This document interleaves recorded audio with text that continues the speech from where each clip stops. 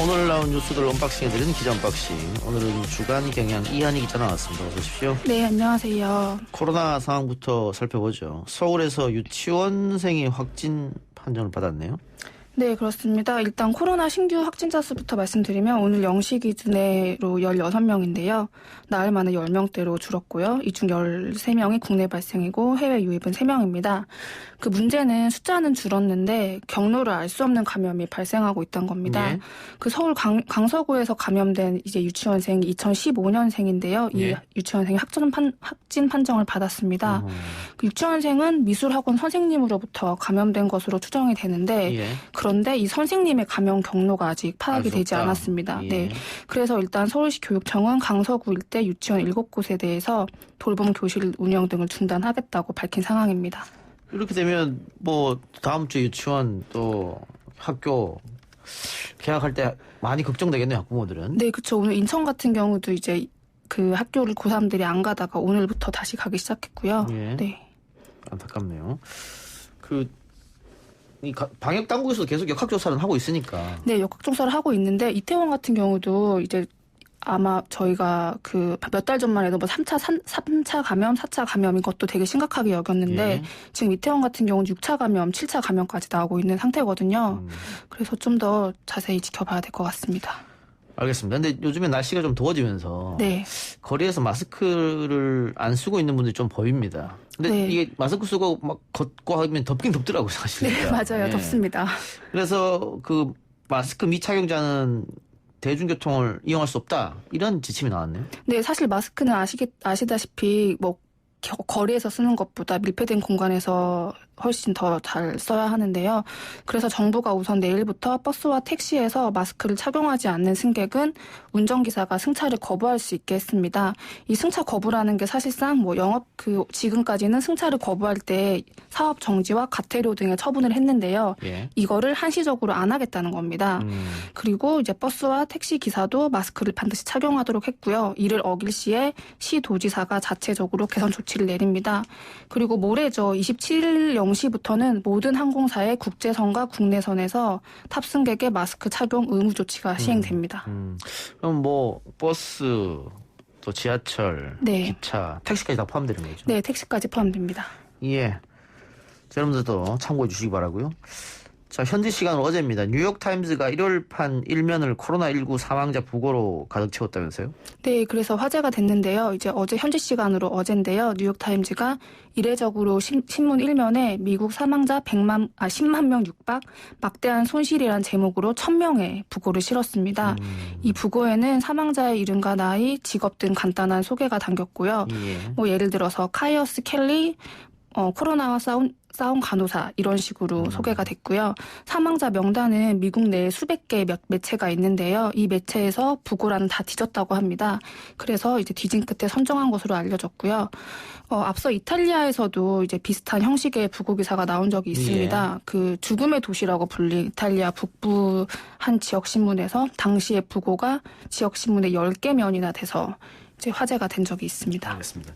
일부에서 황보성이 당선인과 잠깐 이야기했습니다만 이용수 할머니 오늘 기자회견 요약해서 좀 이야기해 주시죠. 네, 오늘 대구 한 호텔에서 기자회견이 열렸고요. 이제 할머니는 정의기억연대와 윤미향 당선인에 대해서 강하게 비판했습니다. 먼저 정의연에 대해서는 피해자를 도구로 사용했다, 피해자를 팔아먹었다며 자신이 이렇게 바보같이 이용당한 것 같아서 최근엔 잠도 제대로 자지 못했다, 이런 말씀을 하셨고요. 예.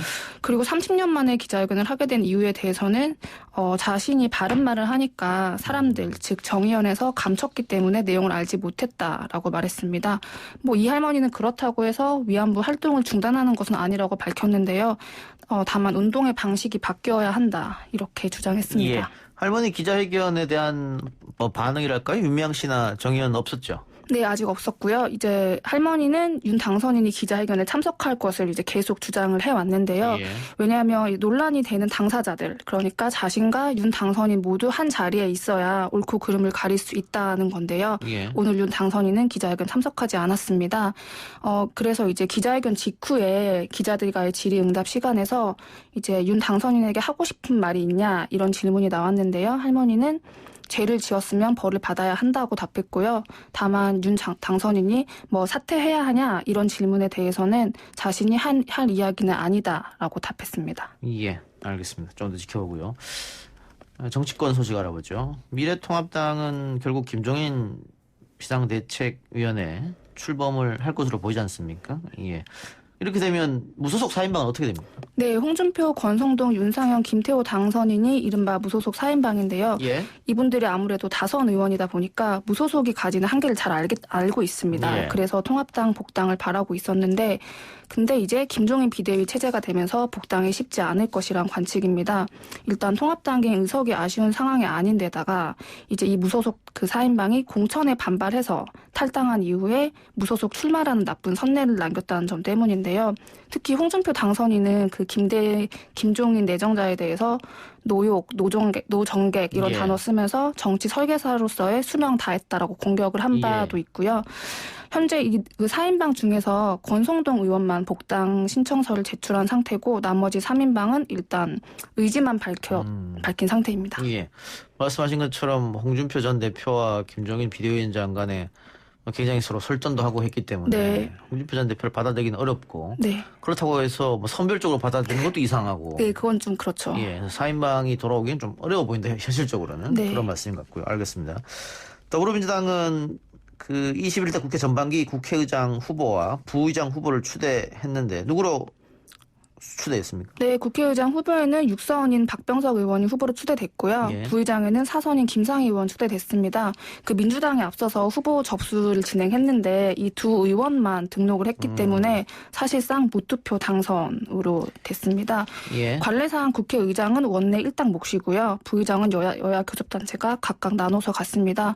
박병석 의원은 오늘 인사말에서 일하는 국회를 만들기 위해서 일하는 국회 개혁 TF 만들겠다 이렇게 밝혔고요. 김상희 의원 같은 경우는 최초의 여성 부의장 후보입니다. 그래서 이날 인사말에서 이로써 민주당이 73년 헌정사에 큰 이정표를 세웠다라고 밝혔습니다. 예. 헌정사상 최초로 국회 부의장이 여성이 됐다.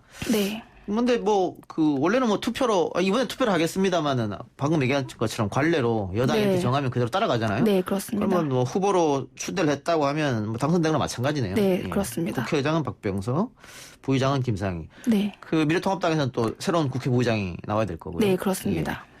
오늘 오전에 열린 민주당 최고위원회에서 이명박 박근혜 전 대통령의 사면 이야기가 나왔다고 하던데 네. 뭐 조선일보에서도 비슷한 칼럼이 나왔고 네. 요즘 이런 얘기 하는 분이 좀 있는 것 같습니다.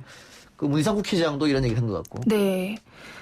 오늘 민주당 그 최고위 회의에서 박주민 의원이 먼저 얘기를 꺼냈습니다. 사면 이야기하는 분들이 국민 통합을 이유로 드는데 사실 맞지 않는다. 대통령 사면과 국민 통합은 별개다라고 말했고요. 무엇보다 이제 두 전임 대통령에 대한 수사와 재판 절차가 끝나지 않았기 때문에 사면 이야기를 꺼내는 것이 시기상조라고 강조했습니다. 뭐 지금 사면을 말하는 게 헌법과 뭐 법률이 정한 원칙을 무시하는 거다. 이런 얘기로 볼 수 있겠고요. 안민석 의원도 오늘 페이스북에 절대 사면이 안 된다. 이런 입장 밝혔고요. 판사 출신이죠. 박범계 의원도 박 전 대통령이 옥중에서 서신을 통해서 여전히 정치를 하고 계시는 분이다. 이러면서 최소한 용서를 비는 제스처가 있어야 한다라고 언급을 했습니다. 예. 뭐 형이 아직 확정되지도 않았고. 네.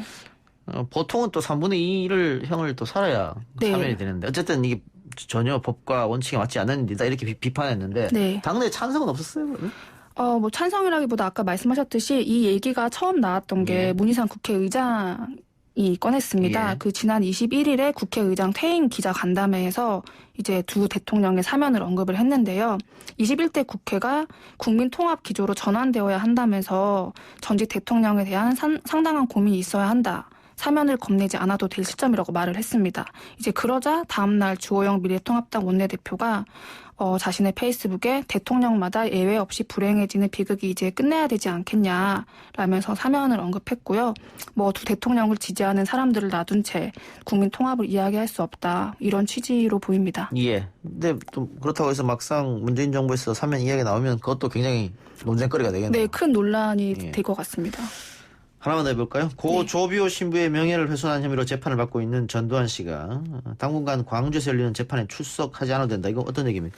네, 그 애초에 전 씨가 재판에 출석하는 거 관련해서는 이제 계속 왔다 갔다 했었는데요. 예. 뭐 간단하게 설명드리면 처음엔 재판에 불출석했습니다. 고령 등의 이유였고요. 예. 근데 그러다가 지난해 골프 치는 거나 이제 뭐 오찬을 하는 모습이 확인돼서 논란이 됐습니다. 예. 그러다가 올해 2월에 재판장이 새로 배정되면서 무조건 출석을 하게 됐습니다. 인정신문에서는 당사자 출석하는 게 원칙이기 때문인데요. 근데 이제 인정신문이 끝났기 때문에 앞으로 열릴 공판에서는 다시 또 고령 등의 이유로 출석을 하지 않아도 된다라는 판단이 오늘 재판부에서 나왔습니다. 그래서 이제 그 전두환 전 대통령 같은 경우에는 당분간 재판에 참석하지 않고요. 이후에 선고 기일, 즉 선고가 날 때만 참석하면 됩니다. 알겠습니다. 오늘 기자 언박싱 여기까지만 하죠. 지금까지 중앙경향 이한희 기자였습니다. 수고했습니다. 네, 감사합니다.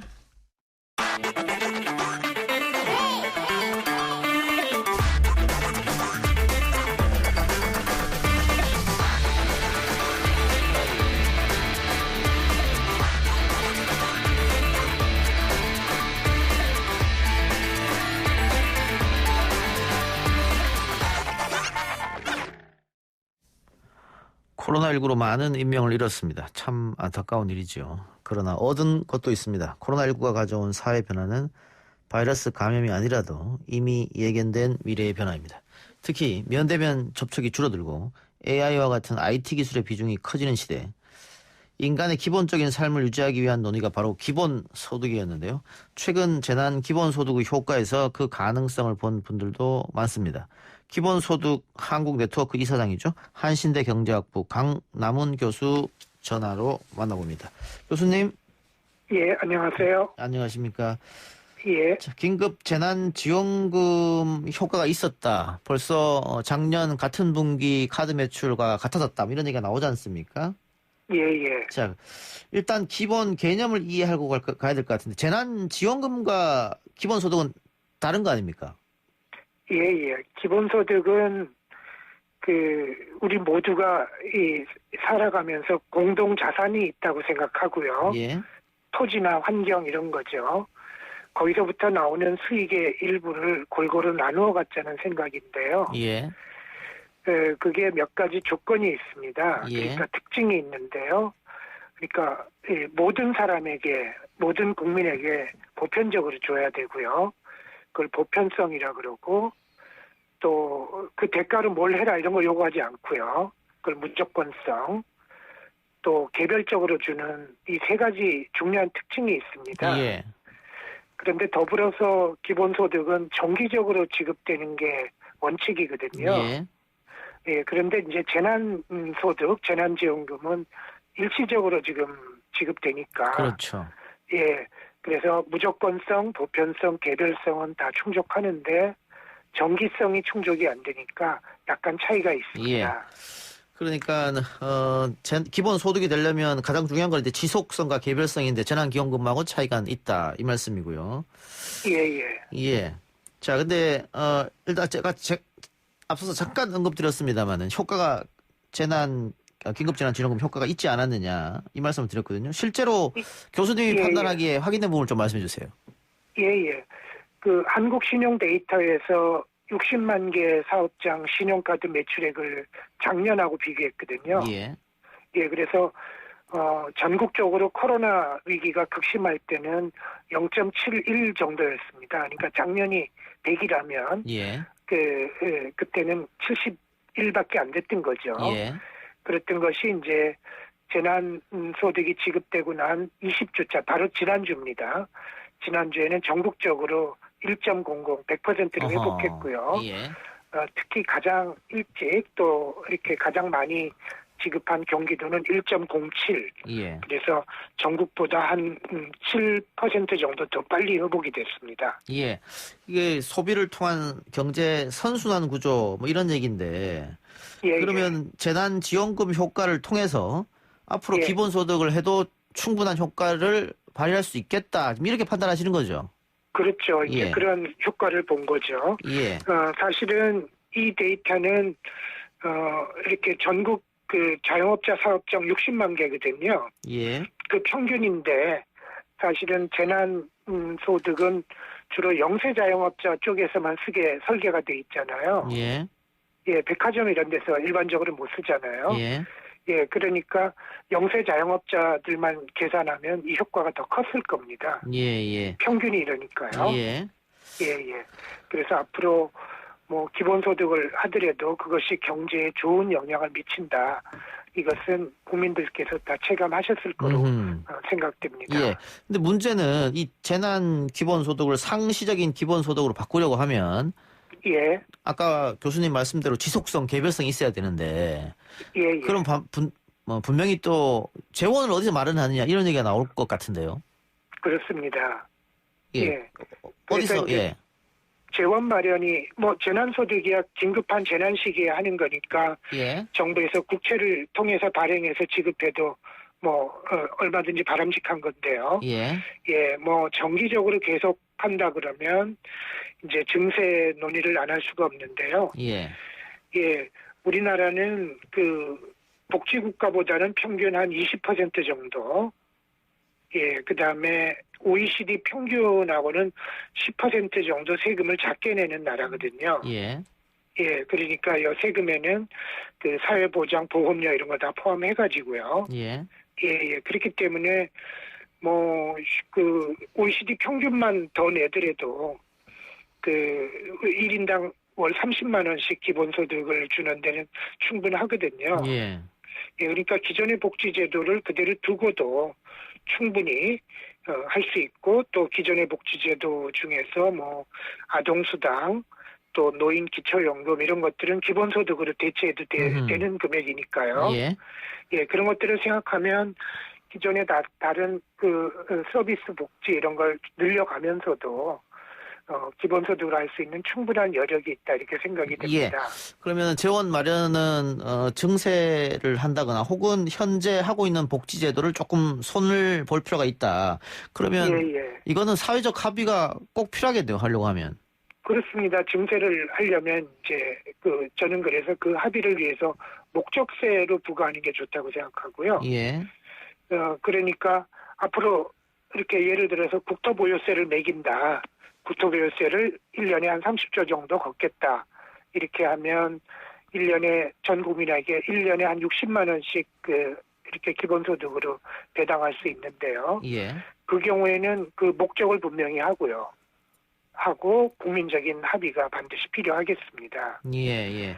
그러나 예를 들어 토지 이 국토보유세에 기초한 그러한 그 기본소득의 경우에는 전 국민의 한 85% 이상이 그 국토보유세를 내는 것보다 그로부터 나오는 기본소득을 받는 액수가 더 크거든요. 예. 그러니까 이제 국민적인 합의에 도달하기 굉장히 정치적으로 용이한 제도라고 할 수 있겠습니다. 이번에 그 재난 지원금 같은 경우에는 가구당 지급됐지 않습니까? 예, 예. 기본소득은 그러면 개별로 지급한다고 하셨는데 예, 예. 미성년은 어떻게 합니까? 미성년은 그 선진국 다른 사례를 보면 이제 주로 부모들에게 지급하는데요. 예. 어떤 경우에는 양육권이 있는 분에게 주든지 하는데 어떤 실험에서는 어머니에게 주로 지급한 실험도 있었습니다. 예.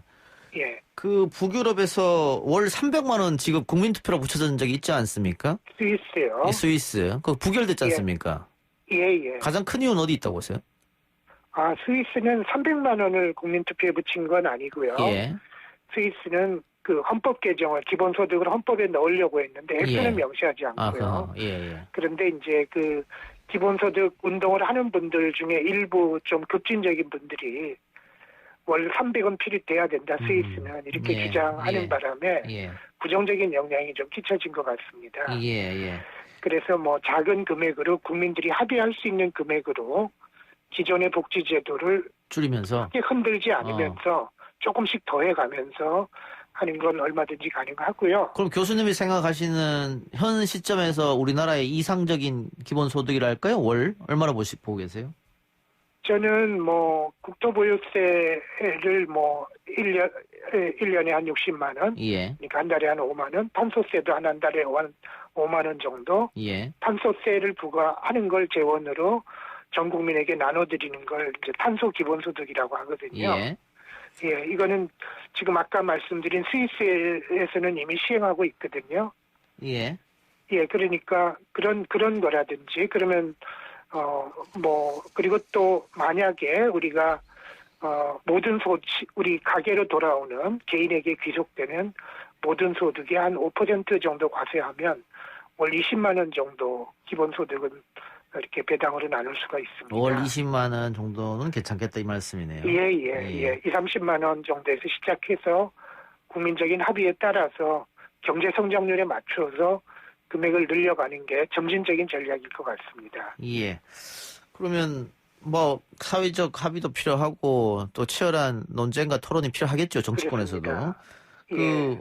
구체적으로 그러면 기본소득제 도입 언제 하겠다, 이건 아직 먼 얘기인 것 같습니다. 그렇게 생각을 했는데요. 예. 이번에 전 세계적으로 재난소득이 지급됐잖아요. 예. 미국도 그렇고요. 예. 미국도 뭐 의사들도 다 받았거든요. 예. 아주 고소득자까지 다 예. 재난소득이 지급됐으니까.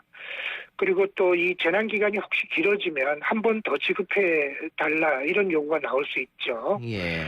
그렇게 하다 보면 이제 정기적으로 좀 해보자. 또 그리고 지금 우리 지구가 지금 이 기후 위기 때문에 이런 재앙이 닥쳤다는 주장도 있잖아요. 예. 예, 그래서 이 기후 위기를 막아내야 되니까 탄소세를 빨리 부과하자. 예. 이런 데 만약 합의가 도달한다면 그 탄소 기본소득 없이 도입하기는 매우 어렵거든요. 예. 어렵잖아요. 예. 왜냐하면 물가가 올라가니까요. 전기값, 교통비 이런 게 다. 그래서 그걸 나눠 드리는 게 마땅한데 이제 그런 식의 논의가 되면 상당히 빨라질 수 있겠습니다. 예. 그러면 이번에 어쨌든 긴급재난지원금을 한번 지급해봤더니 경기 상승 효과가 상당했다. 그것이 국민들에게 각인시켜주기 상당하겠네요. 그렇죠. 지금 아마도 국민들이 골목 상권에 이렇게 종사하고 계신 분들은 아마 체감을 절실하게 하셨을 겁니다. 예, 알겠습니다. 뭐 앞으로 또 AI와 IT 기술이 더 발전하게 되면 노동력이 필요 없지 않느냐 이런 얘기도 있으니까 그때를 대비해서라도 지금부터 준비해야 된다 이런 이야기도 있어요. 그렇기 때문에. 그렇죠. 그래서 오늘 교수님하고 이런 이야기를 해봤는데 언제 한번 스튜디오로 나와주시기 바랍니다. 길게 한번 말씀 좀 나눠보시죠. 그런 기회가 주시면 감사하겠습니다. 알겠습니다. 오늘 말씀 여기서 마무리하겠습니다. 안녕히 계십시오. 지금까지 기본소득 한국네트워크 강남훈 이사장이었습니다.